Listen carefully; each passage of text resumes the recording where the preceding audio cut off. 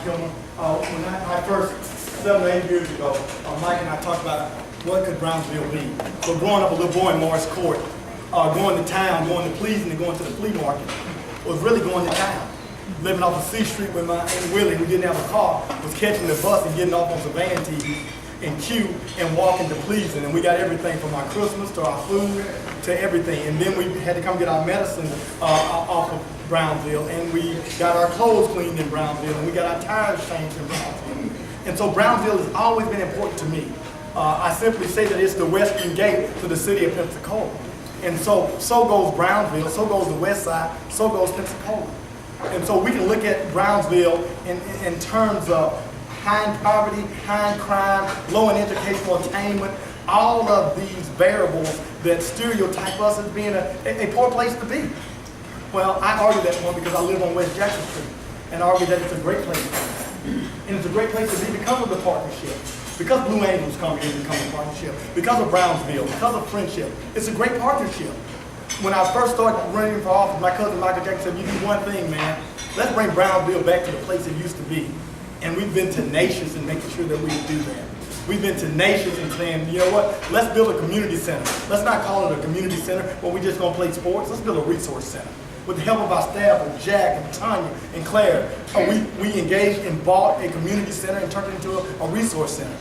Where we're going to do performing arts, where we're going to do visual arts, where we're going to do tutoring, but we're also going to do athletics. I mean, we just can't work and not play, so recreation is very important to me. It's important to me that children have soccer field and they have basketball field. So we're going to do that. And it was a long, hard battle to get to the point where I could get my colleagues to support me in getting that. Thank God Commissioner O'Neill came along and said, you know what, I agree with you, Commissioner May. The greatest investment is in human capital. And so we began to invest in human capital with your input. So tons, thousands and thousands of tons of clean sweeps of garbage have been picked up. Sidewalks in the last 3 or 4 years. A community center has been purchased and being renovated. A new painting program that we put in place. There has been a real effort from the county to put public dollars into Brownsville. And we're going to continue that fight. But it's so important to have our business community, our religious community members, and our stakeholders, and the residents to put input. Many people were upset at the speed of light, Mike, that we did at Brownsville. But I kept saying that if we're going to put millions of dollars into Brownsville, it doesn't make walking around sense in my daddy's words, to import people from outside this community to do the work, make the money, and drive out of this community. So that's why it was important to me to have inclusion, to choose a company that was going to make sure that you hire people from the neighborhood. So those things are important. So I'm only the messenger. Tonight is about the message. It's about the message, baby. How do we really want to see Brownsville? So I'm reminded of a story simply of an old country preacher in Mississippi. And people came to this country preacher, and some congressmen and senators came and said, we got to take Mississippi out of the union. Mississippi is the bottom. It's high in poverty. It's high in crime. I mean, I tell you, the people, you got black on black crime. It's horrible in Mississippi. Mississippi is holding the union back. The preacher turned to the congressman, to the senator, Madam President, and he said, don't you know the bottom is what holds the top up? Unless you have a solid foundation, the country can't stand.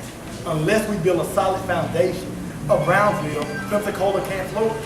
And so if we reduce the unemployment rate of Brownsville, we reduce it at Pensacola. And when we increase the graduation rates of Brownsville, we increase it at Pensacola. So it makes good economic sense. Even for someone who doesn't have passion, like a little boy that grew up in Morris Court about Brownsville, it makes economic sense to do that. And so I can say to these groups, to Mike, and to Robin, to Jack and our staff, many times politicians, bureaucrats, people that work, talk about the things that we're going to do. I can say tonight, Mike, we're on the right road. We're charting the right path, Allison, because not only did we talk about it, we did it. And we continue to do it. And with your help, with your input, it's not going to all be your way.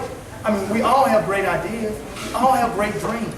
The vision is something that we can bring into reality.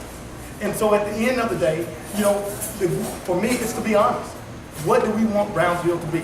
And so if you are here in this meeting, in this dialogue session for input, for you to get reciprocity, for you to get an ROI return on your investment, then you probably ought to get up and leave. You probably shouldn't even, as an elected official, don't support me. But if you really are here to invest on how you want this to be for your children and your grandchildren and your children's children, and how you want to keep your property, your business, and your family in the next generation in perpetuity, then we're together.